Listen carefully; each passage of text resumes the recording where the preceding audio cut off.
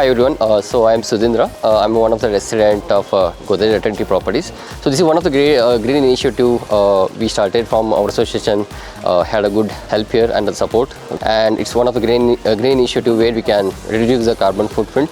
So that's how it's one of the small contribution from our community to the green initiative. I think it's a great initiative by Godrej Eternity to give us this opportunity to actually put up EV charging. I would say one of the first and very important steps towards going green.